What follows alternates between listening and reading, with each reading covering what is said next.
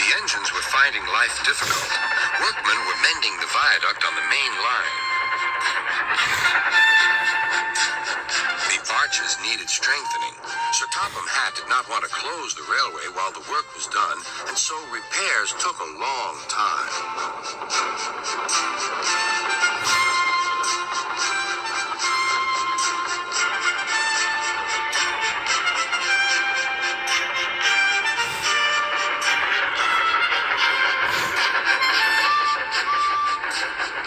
Had to take great care when crossing the viaduct, and the delay often made them late on their journey to the junction, where they knew Thomas would be ready to collect his passengers.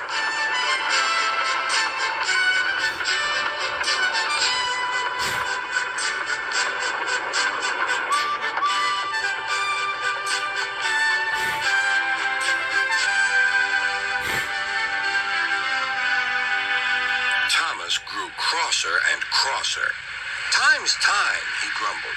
"Why should I keep my passengers waiting while Henry and James dawdle about all day on viaducts?" "Don't blame me," snorted Henry. "If we hurried across the viaduct, it might collapse, and then you'd have no passengers at all. What would you do then?" "Run my train on time, for one thing," retorted Thomas. He hurried away before Henry could answer. Bertie was impatient too. He was timed to arrive just after Thomas.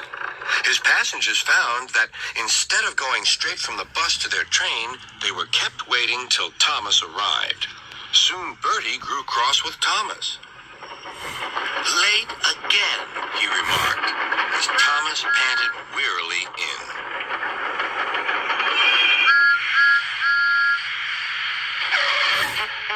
"We may be friends, but I thought you could go fast, Thomas. It's time we had another race. I reckon I could beat you now." Thomas let off steam loudly. "Rubbish!" he hissed fiercely. "It's those main line engines. They dither about on the viaduct, and they blame Sir Topham Hatt's workmen. It's just an excuse for laziness, if you ask me."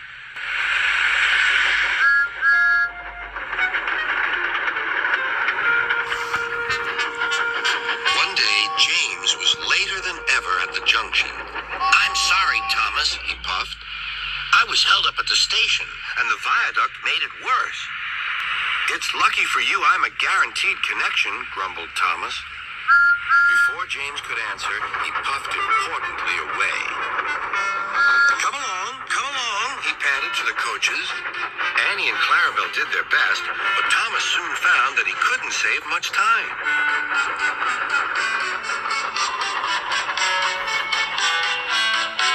Suddenly, Thomas saw Bertie ahead. His radiator was steaming. "What's the matter?" asked Thomas. "You should be at the station by now. You're late." "I feel dreadful," moaned Bertie. "All upset inside, and driver says he can't make me better." "Thank goodness you're late, too.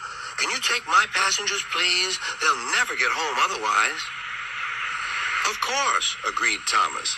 He now felt sorry for Bertie and promised to get help at the next station. Thomas set off again. Already he felt much more cheerful, and Bertie's passengers, traveling in Annie and Clarabelle, all reached home safely.